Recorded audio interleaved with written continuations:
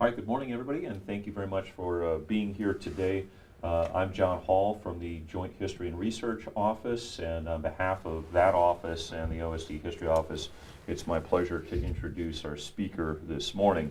Scott Mobley holds a PhD in history from the University of Wisconsin-Madison, where he currently serves as the Associate Director of the Center for the Study of Liberal Democracy. Scott authored the book, Progressives in Navy Blue, Maritime Strategy, American Empire, and the Transformation of U.S. Naval Identity, 1783 to 1898, which is going to be the subject of his talk here this morning. Believe it or not, there was a time in which the strategic paradigm was shifting. There was an uncertain world of emerging threats, and there were new technologies that threatened to disrupt everything, and people had profound professional disagreements over how to deal with all of this. That might sound familiar, and it will be even more so by the end of his talk today. He's also published several articles in various online forums and peer-reviewed journals. He is co-editor of Voices and Visions, an online resource that illuminates the history of U.S. foreign relations with primary audiovisual sources. He's a retired naval officer, and he's formerly commanded the USS Boone and USS Camden. While under his command, the Camden participated in the opening phases of Operation Iraqi Freedom. Scott graduated from the U.S. Naval Academy and holds an MA in National Security Affairs from the Naval Postgraduate School. Before joining the Center for the Study of Liberal Democracy, Scott taught at the Naval Academy as the class of 1957 postdoctoral fellow in Naval Heritage. And without further ado, I'll turn it over to Scott. Thanks, John.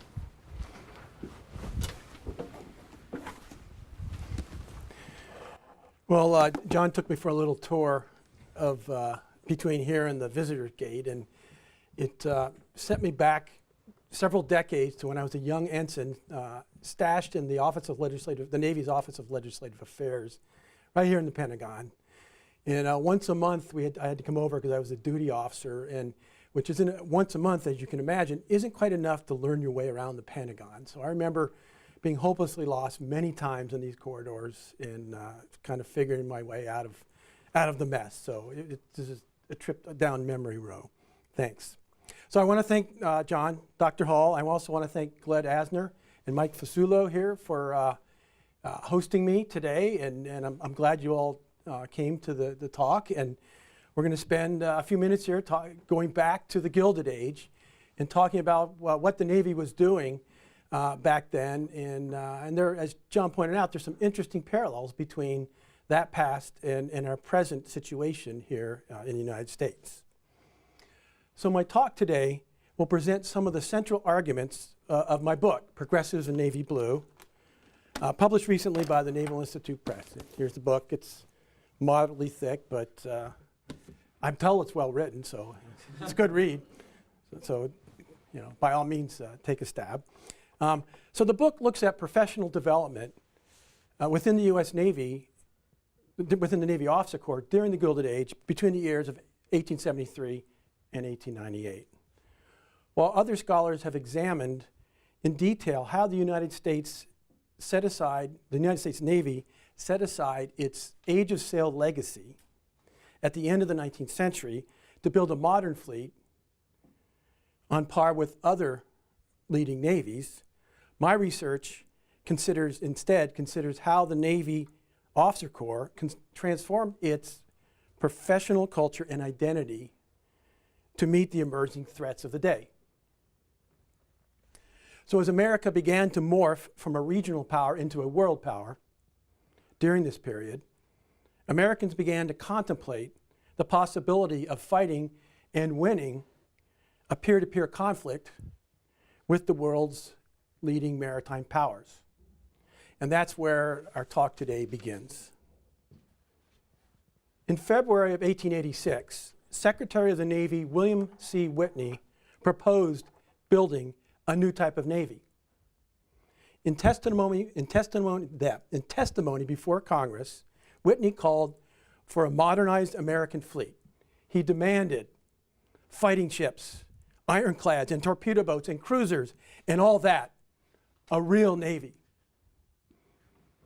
Whitney's real Navy was in fact a war Navy, a force constructed, organized, and trained for potential peer-to-peer conflict.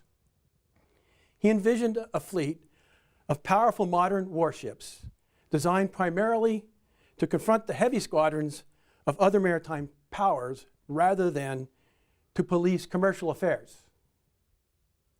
His proposal for a war navy marked a radical departure from the Navy's traditional roles and missions. Since the nation's founding, U.S. policymakers had configured the Navy mainly to support U.S. commercial enterprise overseas, a peace navy designed to promote and protect the nation's international trade. Few expected this modest force to fight more than a delaying action in the event of actual conflict. Most Americans believed that their government could improvise a full fighting navy as necessity might demand. Given the vast distances separating the United States from leading maritime powers, Americans assumed there would always be plenty of time to build a war fleet. And when peace returned and the guns were silenced, the peace navy would quickly reconstitute, generally in the form of some 40 modest cruisers and gunboats, like the USS Constitution, pictured here in Malta in the 1830s. These ships would patrol the nation's commercial frontiers. In sum, the needs of trade, not national security, define the Navy's primary role. Trade, not national security. This commercial mission also shaped the Navy's professional culture. So the global commercial mission shaped the Navy's professional culture. Fostered by the needs of commerce, a culture of the quarterdeck ran deep within the service.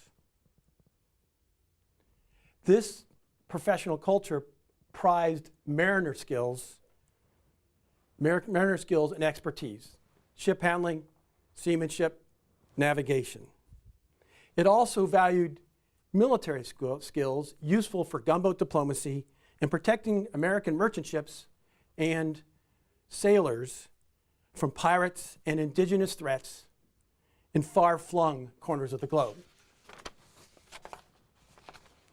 These warrior skills included large caliber gunnery and infantry tactics for landing parties and for boarding enemy ships. In the Peace Navy, line officers thus prized their reputation as mariner warriors above all. And pictured here is a group of mariner warriors from the 1880s. And you can see they have a cannon on wheels there that they would use for a landing party if needed.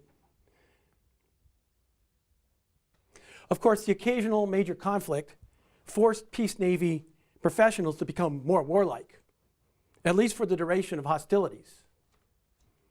But soon after peace returned, the Navy and its personnel quickly reverted to the familiar rhythms of the commercial mission and the quarterdeck culture. Such was the case over and over during the 18th or 19th century, after the War of 1812, the Mexican War, and even after the Civil War. Then a remarkable thing happened. The Navy changed dramatically, almost overnight. During the 1880s, growing national security concerns prompted policymakers like William Whitney to rethink the Navy's mission.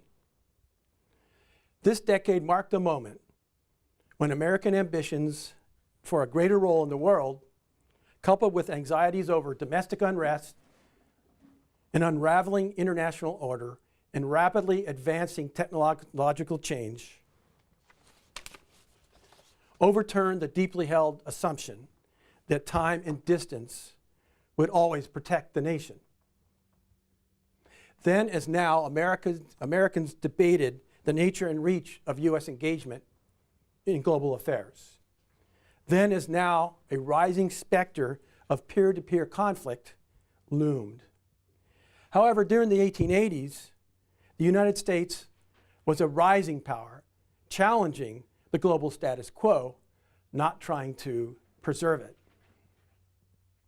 Thus, Whitney's call for action in 1886 generated a critical mass of bipartisan support to build a different kind of Navy. The new Navy began, let me jump back. That's the slide you were supposed to be looking at. So I'll give you a moment. So think what I said, world situation, uncertainty, where everybody's worried. This slide replicates or kind of conveys some of those national anxieties when people compared our naval prowess to that of other nations, particularly Great Britain. And so here's where we want to be now. So this new war Navy took shape quickly. Within a decade, nearly 36 new cruisers, gunboats, and battleships joined the fleet. This was a high-tech force, constructed of steel, powered by steam, and armed with deadly state-of-the-art weaponry. The United States launched this new fleet primarily to defend the homeland, not to advance commerce, and not to conquer an oceanic empire. And the newly defined war mission accelerated cultural transformations already in motion within the Navy. Within the U.S. Navy Officer Corps, two visions of the service's future unfolded during the decades following the Civil War. One set of concepts focused on technology or mechanism using 19th century parlance, and the other on strategy. By the 1880s, the two visions, mechanism and strategy, came to dominate professional thinking and debate within the Navy's Officer Corps. Each vision coalesced into a distinctive culture of progress, a cluster of ideas, beliefs, values, and practices that formed a basis for progressive advocacy. Mechanism emphasized expertise in industrial technology, driven by questions on how best to construct, operate, and maintain modern ships and systems. The mechanists pressed for expanding STEM education: science, technology, engineering, mathematics. By comparison, strategy privileged warfare expertise to address questions on how best to use modern ships, not how to operate them, but how to use them to achieve national objectives. The strategists valued a professional education that incorporated historical studies as much as STEM. In many ways, the two cultures complemented one another. Both shared a progressive pedigree, meaning that both embraced an ideology with the following qualities. Progressive qualities. First, the use of credentialed experts. Second, the use of critical fact-finding or fact-based inquiry. Third, an adaptive habit of mind, or to borrow from Undersecretary of the Navy Tom Mobley, mental agility. Yeah, they had it back then too. Fourth, a discursive, team-oriented approach to problem solving. And lastly, an innovative spirit. These were groundbreaking methods at the time, and they placed the U.S. Navy at the leading edge of progressive development in the United States as the 20th century dawned. Significantly, many officers embraced both cultures. However, when it came to allocating scarce budgetary resources and articulating policy for the Navy's future, the advocates of the two orientations did not always see eye to eye. Each had its own set of champions within the Navy and its own political allies within the ranks of civilian leadership. Conflict resulted, threatening to polarize the surface. Difference between officers and politicians of strategist and mechanist persuasions sparked a series of what I call the Navy's culture wars, that peaked between 1888 and 1894. The domain of professional education constituted a fault line in this struggle, making the Naval War College its principal battlefield. Founded by Commodore Stephen B. Luce in 1884, and he's right here at the top right corner, the War College encountered strong resistance during its first decade of existence. Twice during this period, the champions of mechanism, led by Captain, later Rear Admiral Francis M. Ramsey, who you see over there on the left side of the slide on the top. Nobody's ever heard of Ramsey, so that tells you who won the war, right? The victors write the history. So Commodore, later Rear Admiral Ramsey, came close to killing off the nascent institution. However, the strategist faction, led by Luce, Alfred Thayer Mahan, and Henry Clay Taylor during the 1890s, fought back with vigor. In the end, key policymakers came to realize the value of both approaches, strategy and mechanism, in shaping a naval officer corps for peer-to-peer competition on the high seas. And if you want to read more of that story, which is full of conflict, cooperation, and colorful personalities, it's in the book, how the Naval War College nearly went away twice in the course of a decade, thanks to Ramsey's machinations. So both factions, mechanism and strategy, received vital institutional support in the end. And most significantly, strategy gained acceptance as part of the Navy's professional culture by the mid-1890s. By the eve of war with Spain, nearly 1/4 of aspiring or serving operational commanders within the Navy had been exposed to the Naval War College curriculum. Perhaps more significantly, peacetime contingency planning became a standard practice within the service. Largely discouraged by the quarterdeck culture before about 1887, strategic planning proliferated afterwards, with campaign designs developed for potential peer conflicts with Britain, France, Germany, Japan, and other maritime powers, including, most significantly, Spain.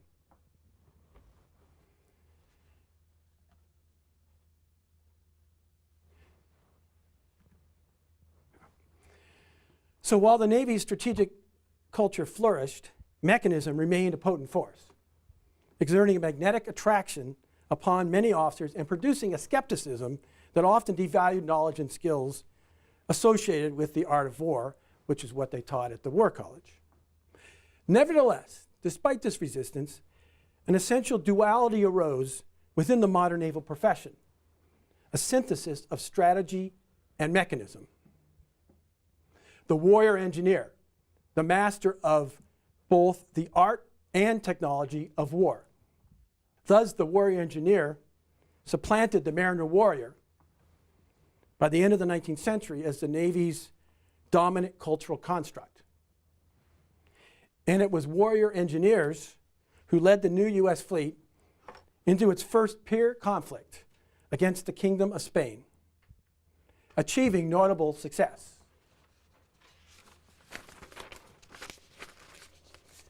Bradley Fisk, a veteran of the Battle of Manila Bay, recognized the dual nature of the new profession.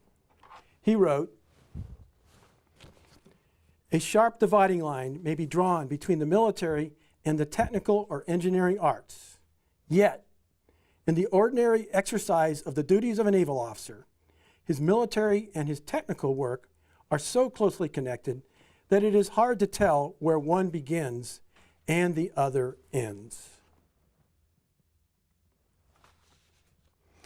And so, as the book argues, tensions bred from the interplay of strategic and technological cultures continued to shape a dynamic and dichotomous professional identity for U.S. naval officers through 2 world wars and 4 decades of superpower competition down to the present day. The warrior engineer, Although with the lasting influence of Admiral Rickover, the Navy's professional archetype may at times seem to more closely resemble an engineer warrior. I was a surface nuke, so this is near and dear to my heart. So these developments, the development of the, excuse me, the development of the warrior engineer at the end of the 19th century gives rise to some questions for today. Will the warrior engineer synthesis endure the emerging round of 21st century peer-to-peer competition? Or will it morph into a new professional identity?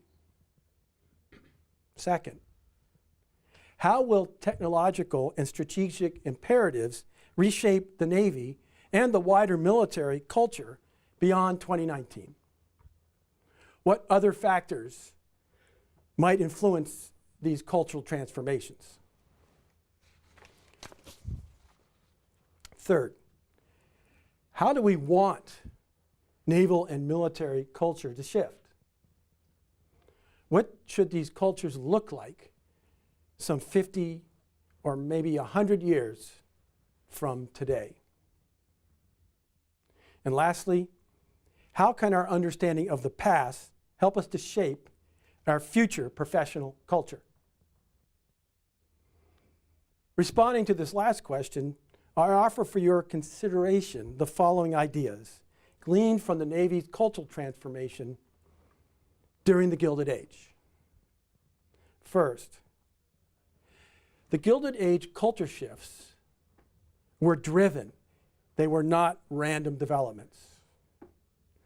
Following from that, they were driven primarily by visionary officers from all grades. It was a cooperative, bottom-up phenomenon. It was also a conflicted phenomenon with different visions, in this case, strategy and mechanism, vying to steer the Navy's future. And finally,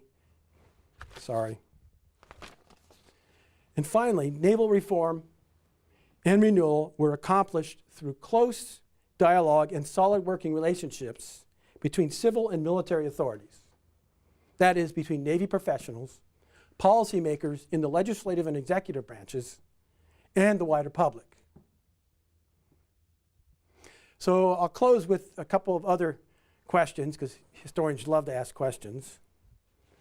First is, how are today's visionary leaders poised to drive cultural change within the armed forces? Are they poised? And lastly, how effective are civil-military relationships today with cultural change in mind? And with that, I open up for any questions you might have.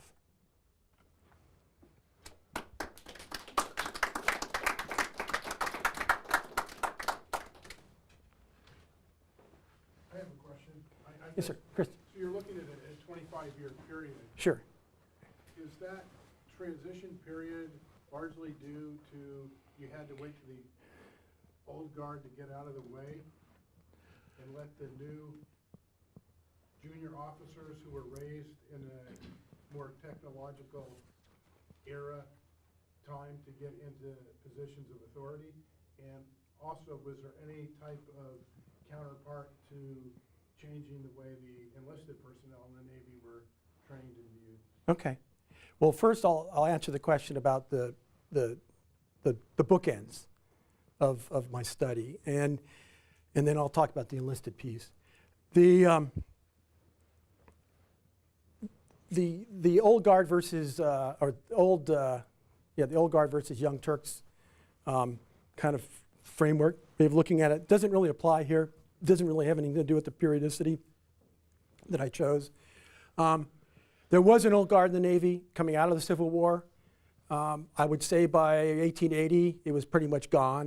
There weren't enough left to make any difference, partly due to retirements, partly due to a change of attitude in some of those more senior officers. And so what we're seeing here is really two groups of young Turks fighting it out. Both the strategists and the mechanists were reformers. They were progressive thinking officers, forward thinking, not past thinking. And the conflict was between these two groups. Now, if you read what they wrote, they accuse the other side of being reactionary, but they're not really. I mean, maybe in some ways, but they're both truly progressive cultures of advocacy. And the best example is David Dixon Porter. You may be familiar with how he, coming out of the Civil War and the Navy shrinks, and he writes this famous order saying, if you burn coal, you need to put it in your logbook in red with an explanation why you're burning coal. I want you to be under sail. Now, part of this was economizing, but there was also this culture of the quarterdeck, the kind of this mariner warrior idea behind this.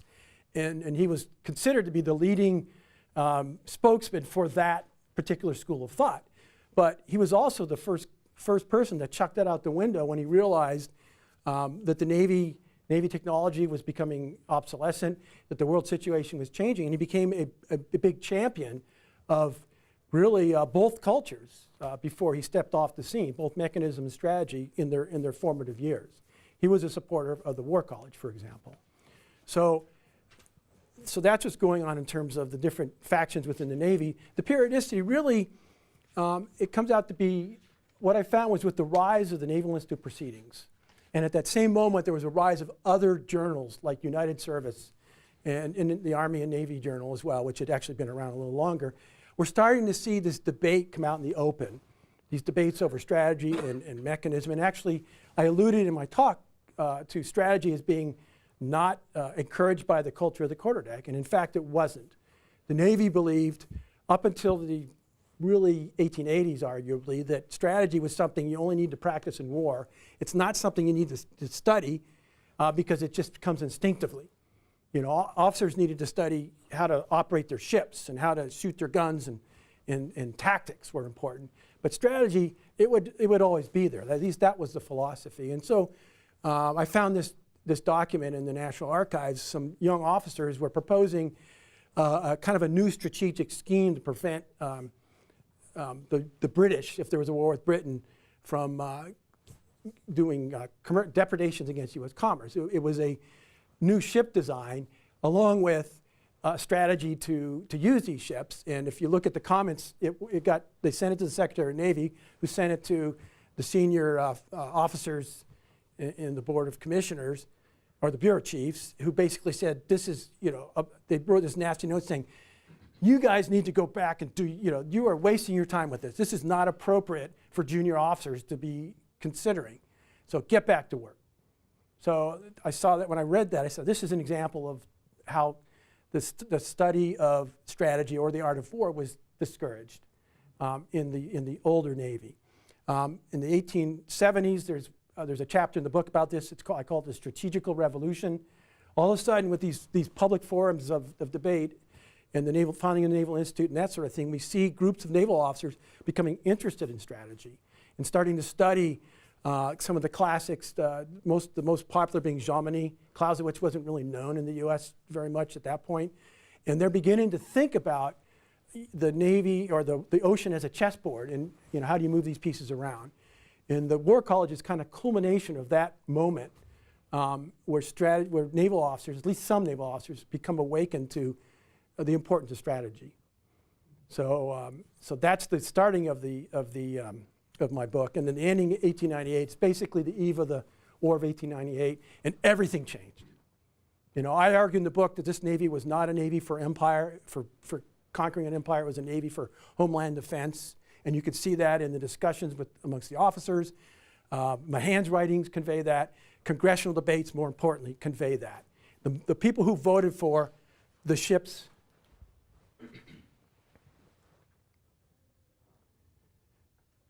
the people in Congress who voted to the appropriations to construct these ships in the 1890s were thinking that the U.S. is vulnerable. We need to update, we need to modernize our Navy and make it stronger because the world is changing and we're not going to be safe like we thought we were before. 1898 changes that. I mean, obviously there was a group of more aggressive-minded politicians like Teddy Roosevelt and Henry Cabot Lodge. They were there, but they were not the minority. They didn't have the votes to build this fleet. And in fact, I talk about in the conclusion, the Navy that fought the War of 1898 was ill prepared to manage an empire. So they had to quickly build a different kind of Navy to be able to kind of monitor and protect the empire. And, but that comes later. So that's why the 1898 is kind of the closing point. It ends that moment in history. The enlisted question. Yes, a lot's going on with them as well. One of the things that happened is traditionally the Navy could rely on the maritime industries in the United States to provide a pool of manpower to man their ships. And when they couldn't use U.S. citizens, there was this international collection of mariners that all the merchant fleets and all the navies of the world would tap into. And these were just kind of this, think of it as this roving band of experienced sailors that would just hire on for an enlistment or hire on for a voyage. And they constituted really the enlisted force. What's happening after the Civil War is we begin to become sensitive to foreigners in the Navy. You know, part of this is kind of this nativist attitude that starts to grow up, which is based on race and racism and stuff like that. But there's also a national security concern that if we go to war, you know, we've got people from all nations here, and if we happen to be fighting the wrong nation, or they're going into harm's way to defend the United States, they may not be reliable, or worse. So we really need to build crews that are, you know, mostly U.S. citizens that we can trust. So at the same time, the maritime industries are drying up, so we're losing that pool of people, and they realize the Navy needs to bring in basically landsmen, landlubbers, and train them to be sailors. So in the 1870s, Stephen Luce, the same guy who founded the War College, gets the Navy to establish an apprentice school, which is, I mean, boot camp in modern parlance. And they bring in these young people in their late teens, and they train them to be sailors. And that happens to be co-located, that happens to be located at Newport. So when the War College is established, that's at Newport too, and that becomes a cause of friction in these culture wars that I talked about in my presentation. So that's kind of the first step. And then as we move to this type of Navy, all of a sudden we need people to operate steam engines. We need electricians. We need people that are versed in this technology. And we can't get enough of them off the street. So the Navy begins to establish technical schools, or like A and C schools, what we call them today. They start establishing those in the 1890s. So you know, the enlisted force is starting to, just as the officers are becoming what I call warrior engineers, the enlisted force is doing the same thing. Along with those educational changes, we're starting to see very slowly some quality of life changes as well in the fleet, where the living conditions on board the ships is slowly starting to improve. It's not really till the 20th century that kind of gains major momentum. Under the secretaryship of Josephus Daniels in particular. He was a big champion of the enlisted sailor. You know, and part of this is retention. They train these people.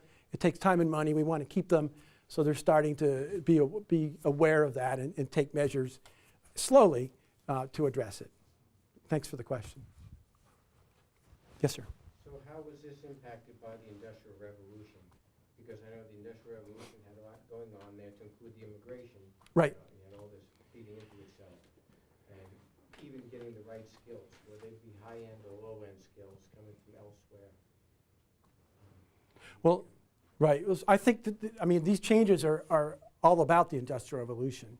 I mean, technology is beginning to change more rapidly throughout the latter half of the 19th century.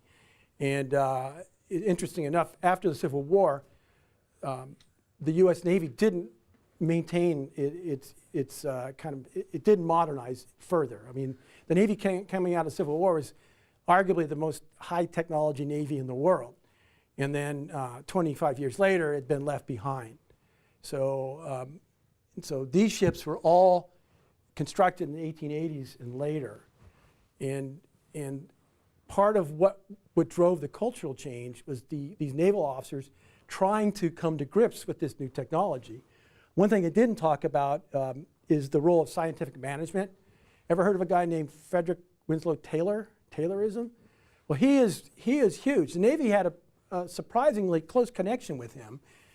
They sent a couple of officers on leave of absence to go off and construct factories, working with Taylor. They became industrial managers. Taylor was right there. It was part of the project. And then they come back into the Navy and bring those ideas with them. Taylor later is connected with the School of Marine Engineering that's founded in Annapolis in 1909, which is the progenitor of the Naval Postgraduate School. But he comes in as a guest lecturer there. So this is all about, the whole idea of mechanism is about coming to grips with this new industrial technology. And it's really driving this cultural change. And these naval officers love it. They're just as fascinated as anyone else with this technology, and they want to learn to command that technology. Yes, ma'am. Well, thank you very much for your talk. Actually, I have Sure. two questions. Sure. The first, I was struck by how you were saying this war mission actually came about during a time of peace Yeah. and peacetime. So originally I was going to ask how this type of thinking influenced actual conflict or strategy in conflict, but then you were saying with 1898, Spanish-American War and Philippines War I, it was a completely different Navy. So then what lessons should we draw from this type of strategic thinking in peacetime and whether it's applicable in wartime? And then my second question is, who were the peer competitors? So it seems in your talk you're talking about Spain, but then by the time of the Washington Naval Conference, you're talking about the British Empire and Sure. Japan. So really, where were the big engines of change? Sure. So the first question, so the second question was about who the peer competitors were, and the first question was about strategy in peacetime. Mm-hmm. Okay. Well, so that was one of the revolutions of this moment, at least within the Navy, is the idea of thinking about war strategy in time of peace. As I mentioned before, the Navy just didn't do that before. Civil War, the closest thing we came to having a strategy was our strategic strategy-making body was the Blockade Board, which lasted basically over the summer of 1861. They established what became known as the Anaconda Plan. The Lincoln kind of grabbed onto that. That's our master strategy for this war. The Navy had to figure out how to make that work. So they had a board of civilians and officers who got together, and they pretty much figured out how to do the blockade and some of the other campaigns on the Western River, the blueprint, if you will, for the Navy in the Civil War. And then they disbanded in the fall of 1861 because the officers were needed at sea and the civilians had to go back to the Navy Department and do their day jobs. And that was it.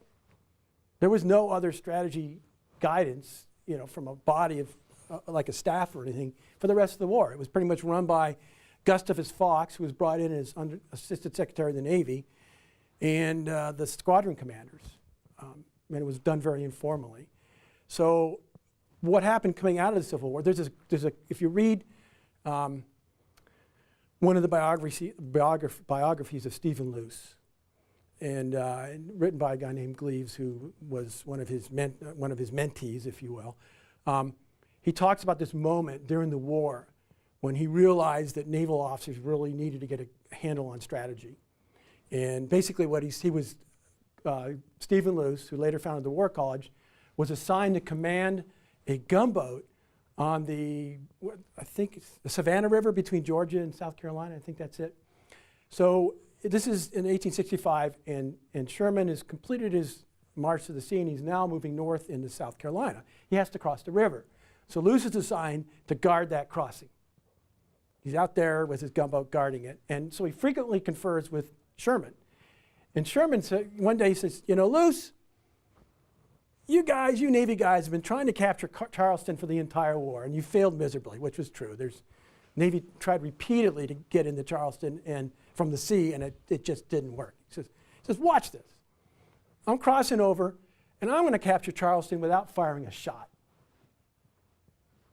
So he moves north to capture Columbus, the capital of South Carolina. Charleston surrenders, not firing a shot. And it was this chessboard idea, and basically Sherman checkmated Charleston. And Luce is like, wow, And he would write later, a letter to a friend. He says, the scales fell from my eyes. And I realized that this art of war, this strategy was something that we naval officers would do well to understand. And so after that, he had this vision for the Naval War College, which took him a while to get going. He tried at least once before in the 1870s to get that going, and he couldn't get interest in the Navy Department. So he finally was successful in 1884. And at that same moment, we see the Office of Naval Intelligence stand up, which was ostensibly established to gather intelligence, technical intelligence on state-of-the-art warships from overseas, so that we were beginning to build this fleet, and they just wanted to get kind of best ideas from Europe and elsewhere. But what happened is it was basically these closet strategists, and they start to actually do some strategic planning. There was a mild war scare with Britain over some fishery disagreements in 1887, and the Navy sent some officers north to kind of survey Canada from a perspective of, if we go to war, what should we do? And these officers came back, and some of them wrote out basically strategic concepts, we call them today, basically a strategic plan for how, this is how we should, if we need to go into Canada, this is what we should do.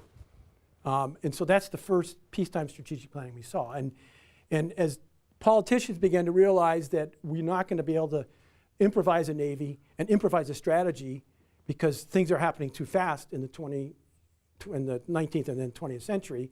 I mean, first we have telegraph across the Atlantic, and then telephone, and then wireless.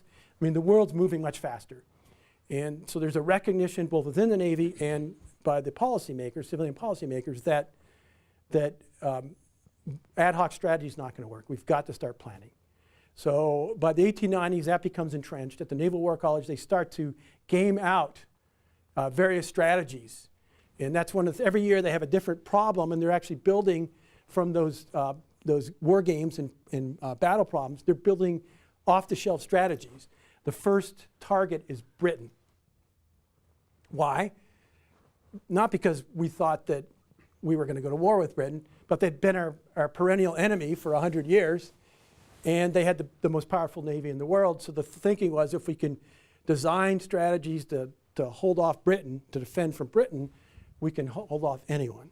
So Britain was the first boogeyman. And as the 19th century wears on, the Cuban Revolution takes place. And they're also looking at France and Germany just because they can, I guess. Not that there was any, well, Germany, we had some concerns in Samoa. So there's some political reasons there, and they were certainly on the table. But Spain, after the Cuban Revolution reignites in the 1890s, becomes, well, we really need to focus on that. So you kind of see this laser focus going on Spain at the Naval War College, at the Office of Naval Intelligence, and around other parts of the Navy. And so they develop a series of plans, and it's an interesting dynamic going on because different groups are developing different plans, and then they get in arguments with each other. But what comes out of this by 1898 is actually they've done a pretty good job kind of getting their heads around the problem, both in Cuba and the Caribbean, but also in the Philippines. That was originally proposed in 1896 just as a kind of a sideshow to basically, we're going to take the Philippines and hold them hostage, so when we negotiate with Spain, we can get a better, more favorable outcome. And so just about everything strategically that was done during the war was thought about during those 1890s. And so Spain was that's why they were our first peer competitor. So following the War of 1898, we become an imperial navy, plus we're now a world power. And we're building all these battleships and a bunch of other ships for the empire that we didn't have before because we weren't planning on having an empire. And we're starting to look at events in Europe. There's the rivalry between Germany and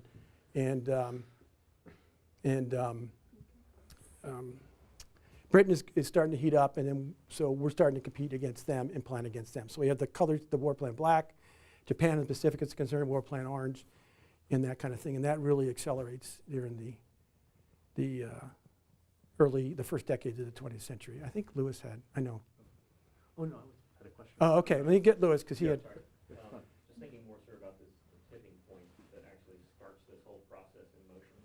the way I think you describe it is the United States reacting to external factors and adjusting to new realities in the 1870s and 1880s.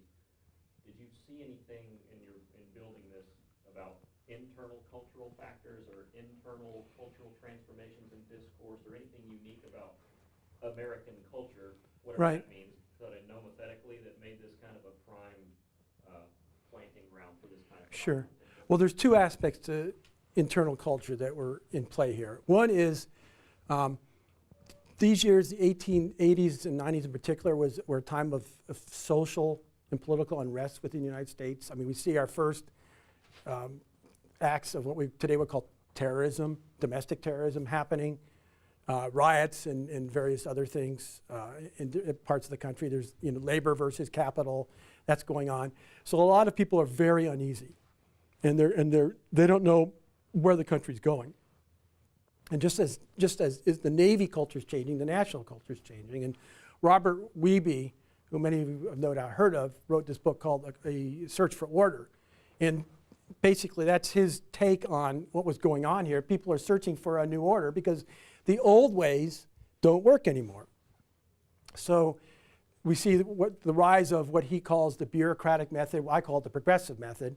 The same thing. The credential experts, critical fact-based inquiry, all those things are what other groups are starting to employ for the first time, really, altogether, to solve these modern social and political problems. So the Navy is paralleling that story. One of the things that inspired me to write this was that Wiebe says nothing about the armed forces. He talks about the State Department, but he doesn't talk about the armed forces. And I realized that the same things are happening. So, and that kind of segues into the second thing, was that these reformers were very progressive in the Wiebe sense. And they were just like people who are engaged in, like we're starting to see the rise of political science and the social sciences. They're using the same types of methods. These are just starting to appear. We're starting to see graduate schools. I think the first Hopkins, Harvard, and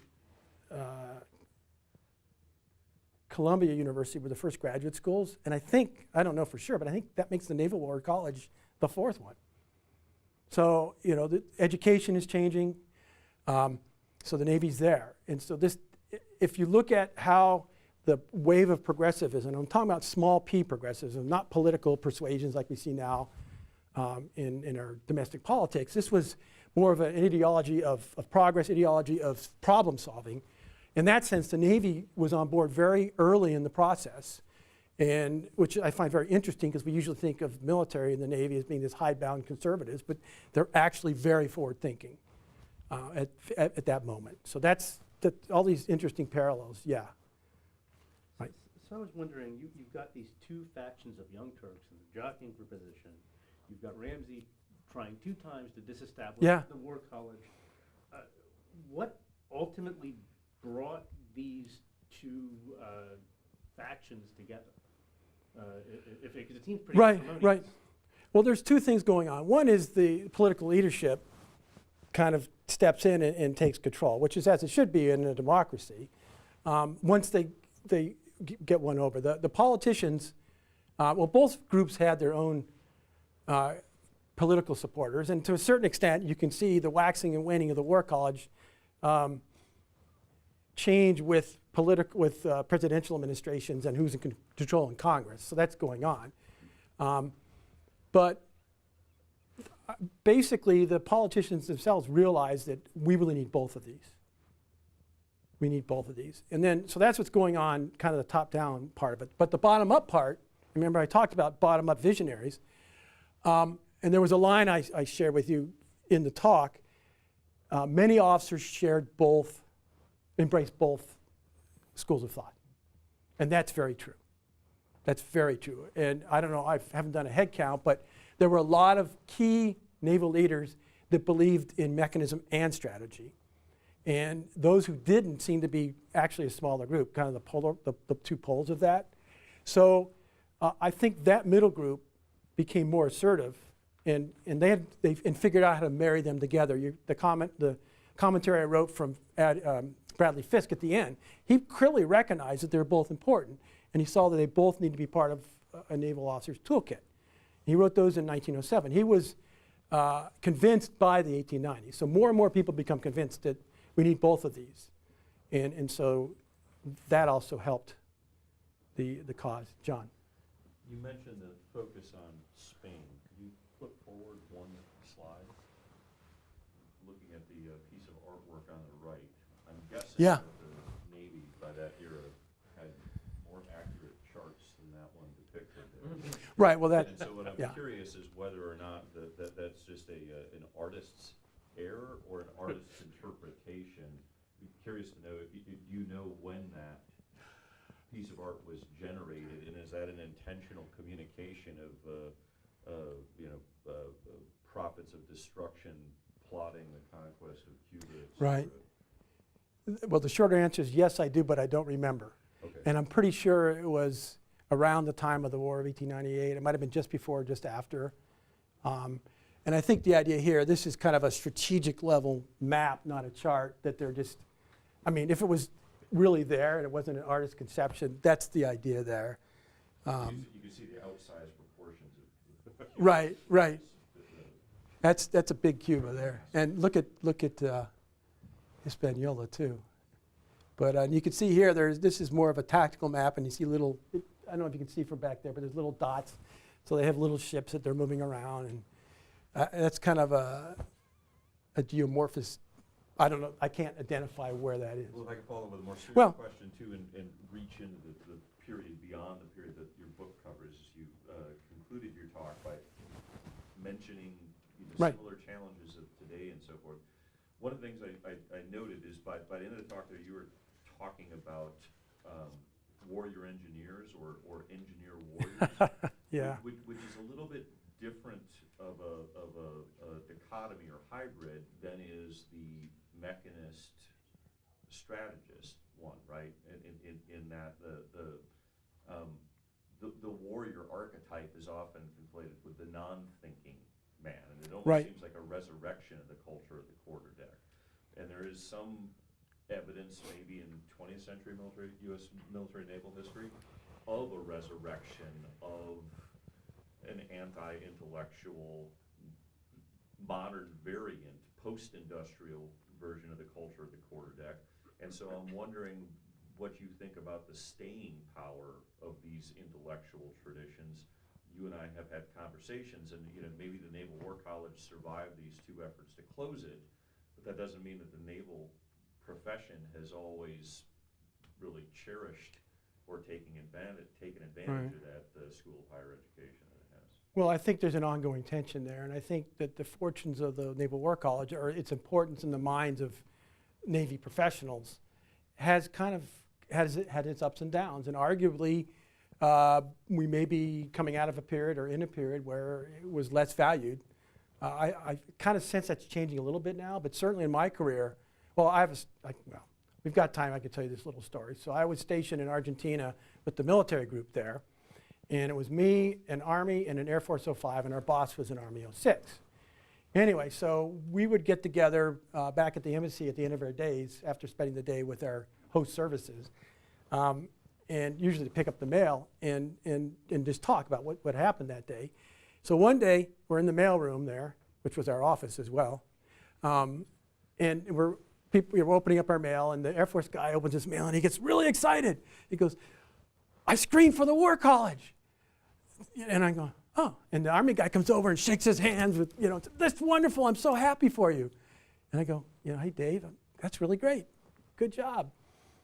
And then they were so excited. So why is this such a big deal for you guys? Well, then Dave, the Air Force guy, goes, "Well, they won't look at me for 06 unless I'm screened. And I can't go beyond that unless I've attended." And my response was, "You've got to be kidding. The War College?" That says a lot about Navy culture in the mid-1990s, that, as a commander, fleet guy, I was an operator, it just didn't figure in my career plans. It was kind of a nice to do if you had time. And later on, I actually, as an 06, I was talking to the chief of staff of an unnamed 3-star who I work for in my food chain, And I said, hey, I'm thinking of going to the War College to my next tour. And he said, oh, forget it. The Admiral will never go for that.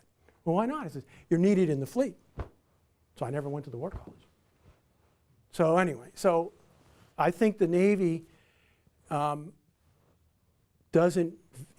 doesn't value the War College in the way that the Army and the Air Force does. Now, that changes over time. And I like I said, I just came from there, from the War College last week, and I'm hopeful that we're kind of in a period of resurgence there. And I know the Army's doing a lot, in particular, on the strategy front. We've got lieutenant colonels at University of Wisconsin that are studying to be strategists. So, how that's going to work out, we don't know, but at least there's an attempt there. So, yeah, so I think that it kind of flip-flops between warrior engineer and engineer warrior. Most of my career was engineer warrior. Somebody else? Who is? So you're talking about they created their strategies out of whole cloth, Stephen Luce and Alfred Thayer Mahan. But when Stephen Luce establishes the Naval War College and Alfred Thayer Mahan starts teaching at it, were they trying to model that institution off of an international equivalent particularly, or is that uniquely from them as well? Oh, it was from them. I mean, the Naval War College, it's the first Naval War College in the world. The British didn't establish theirs until after 1900. And I think it's the first war college per se. The Germans, the Prussians had schools of various kinds, but this is the first one with this kind of wider vision. It was a pace setter, and that other navies later copied.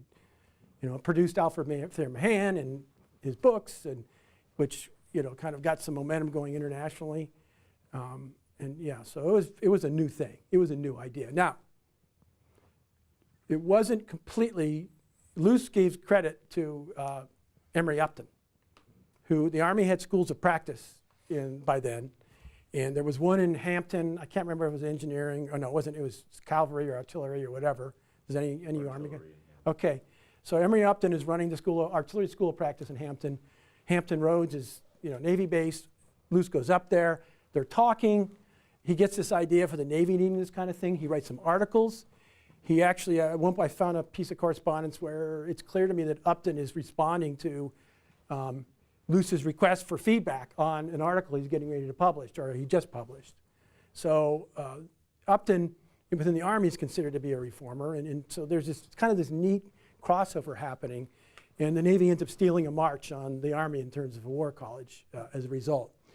Speaking of strategic plans, this is the Naval War College plan for 1894. The problem they faced, that they were given, was the British are attacking the northeast United States. So there's page after page of how they're going to deal with that goes on the shelf in case they ever do attack. And so they have these neat little maps in there about different ideas, and you see the red ships and the blue ships and all that. But by 1894, they're really thinking about this, which is amazing because the first strategic plans that we've found in the archives are dated 1887. So this development happened very quickly, and wargaming was a big part of it as well. That kind of started soon after the War College was founded, and by 1894, it's the centerpiece of what they're doing during their studies there. Well, we got time for one more. I think we're almost out of time here, but we got time for one more question. To be clear, these two schools of thought, were they called these schools of thought at the time? Or No. did we categorize them after the This is my categorization. Now, what did they call themselves? well, the mechanists, they didn't really have an identity in the sense that I gave them one, but mechanism was the word they would have used. Probably, we believe that mechanism is. They would have said, I believe that mechanism is the way to go. This is where we need to put our time and money, and emphasize that. That's what Ramsey would have said. And then the other stuff we can just learn OJT on the job. And actually, Ramsey wrote what little correspondence we have from him. That's basically what he says. We don't need to go to school to listen to Mahan's lectures. We can just read his book.